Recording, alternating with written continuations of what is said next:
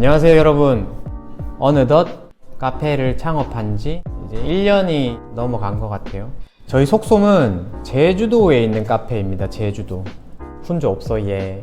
이렇게 제주도 지역에서 살아남기를 하고 있는 속솜이라는 카페고, 메인 디저트는 수플레 팬케이크를 유튜브로 배워서 직접 만들어 드리고 있습니다.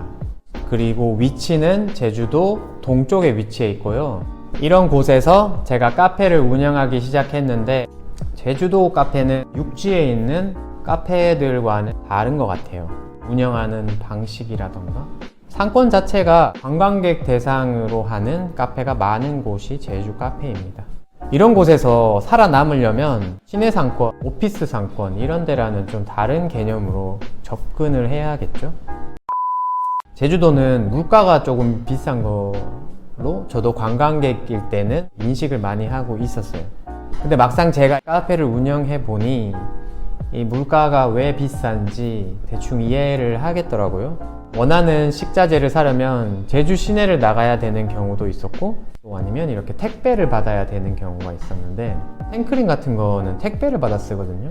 근데 택배를 받았을 때 연휴가 엄청 끼어 있거나 명절 같을 때는 제주도 자체 안에서 생크림을 구하기가 어렵더라고요. 그리고 또 배도 잘 안 들어오고 택배도 멈춰버리니까 그때는 곤란한 적이 몇 번 있었어요. 그럴 경우는 다른 대체할 수 있는 것들을 사용하면 되겠지만, 그 대체할 수 있는 것들도 구하는 게 쉽지는 않았습니다. 직접 식자재를 사러 제가 차를 타고 움직여야 하기 때문에 그 이동거리라던가 시간적인 투자를 또 무시할 수는 없겠더라고요. 한 번에 많이 사놓을 수 있는 것도 있겠지만, 과일 종류라던가 아니면 유제품 이런 것들은 오랫동안 보관이 힘드니까 일일이 나가서 구해 오는 경우가 많았습니다. 제주도에서 카페 소품을 구하려면 저는 대부분 모던하우스 이용을 했던 것 같아요. 유리잔이라던가 아니면 식기류들, 디자인된 괜찮은 거를 빨리 사고 싶은데 온라인이 아닌 이상 식기류 같은 것도 구할 수 있는 데가 이마트 안에 있는 자주 아니면 모던하우스, 그리고 다이소도 있어요. 이 정도밖에 없었던 것 같아요. 아니면 다 온라인이죠. 그래서 택배를 엄청 많이 받았었어요. 카페 내 소모품들을 본인이 직접 교체를 하든지 시설물 유지 관리에 들어가는 것들을 직접 했습니다. 제주도에 있으면 자동으로 여러분들도 이제 맥가이버가 되시는 걸 경험하실 수가 있어요. 전기 온수기 이런 것도 설치하는데 기사님이 오시는데, 출장을 한번 오시면은 거리에 따라서 8만원, 12만원 이쯤으로 측정됐던 걸로 저는 기억하는데, 그 비용을 세이브하기 위해서 제가 전기 온수기는 직접 달았는데 지금도 문제없이 잘 작동은 하고 있어요. 이렇게 시설물 유지 관리나 소모품이 떨어졌을 때 여러분들이 가셔야 할 곳은 화북 단지 안에 있는 형제상사라는 곳과, 그리고 대건 종합 건재를 자주 이용을 했습니다. 철물점 같은 경우도 집 앞에 시골에서 있는 철물점을 가게 된다면 이런 형제상사나 대건에서 하는 제품들보다 적게는 50%에서 많게는 150%까지 비싼 걸 여러분들은 경험하실 수가 있습니다.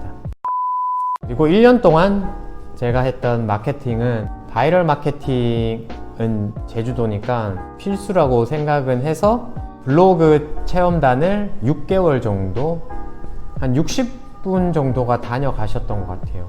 카페 블로그 보면은 내용이 이제 100건 이상이 채워졌거든요. 그래서 블로거 체험단은 더 이상은 할 생각은 없고, 인스타 바이럴 마케팅을 해보고 싶은데 아직 어떻게 해야 될지는 잘 모르겠습니다. 이런 바이럴 마케팅이 제주도에서는 필수라고 생각은 해요. 그리고 또 주변에 계시는 펜션 사장님들이 오시면은 조금이라도 우리 가게를 홍보하고 1,000원이라도 이제 깎아드리고, 또 가끔씩은 반값으로 드리고 이런 혜택을 드렸던 것 같아요. 그래서 그분들이 우리 카페를 추천해 주시는 경우도 상당히 많았고, 또 저도 펜션 사장님들께 아침에 뭐 디저트라도 하나 가져가서 우리 카페에서 만든 스콘입니다 말씀을 드렸던 기억도 있어요. 주변에 펜션이 많으니까 펜션 사장님들의 입김도 이제 무시를 못하게 되겠더라고요. 그분들로 인해서 한두 팀 오는 것도 상당히 큰 비중을 차지하겠죠. 또 제주도 카페를 여기저기 많이 다녀봤거든요. 하플이라는데 또 아니면 뭐 되게 조용한데, 일단 하플 같은 경우는 잘 되는 이유가 포토존, 이 제주도에서는 좀 상당히 큰 비중을 차지해요. 그 포토존이 뭐 자연 경관을 이용하든 아니면 실내에서 소품을 이용한 포토존이든 바다를 풍경으로 찍는 포토존이든 이런 카페들이 하플이 돼서 SNS를 통해서 홍보가 자연스럽게 되고 있는 거를 많이 느꼈어요. 그런데 뭐 그런 하플들도 막상 이렇게 가보면 저 제주도 카페가 유난히 그런 것 같은데, SNS에서 보여줬던 이미지, 그 포토존, 그만큼의 공간미라던가 아니면 카페에 음식이 맛있다던가 이 정도는 아닌 곳이 되게 많았던 것 같아요. 그래서 제주도 카페들에 대해서는 조금 그런 부분이 아쉬웠던 점이 많았어요. 그래도 역시 제주도에서 제일 좋은 홍보 수단은 바로 SNS, 뭐 인스타, 특히 인스타 마케팅, 그 젊으신 20, 30대 여성분을 타깃으로 하는 곳이 인기가 제일 좋은 것 같아요. 하플이라고 생각됩니다. 제 뇌피셜로는 월별에 따른 제주 관광객 유동 인구가 있는 것 같습니다. 예를 들면 현재 12월부터 한 2월까지는 이제 동백이 유명한 곳으로, 뭐 서쪽이나 남쪽 이쪽에 이제 동백군라치가 많은 것 같아요, 제 생각에는.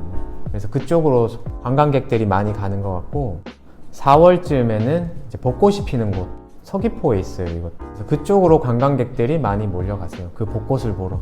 그리고 5월 달에는 유채 보러 많이 다니시고, 6월, 7월은 수국이 피죠. 이제 수국길 따라서 관광객들이 어느 정도 모여 있는 것 같습니다.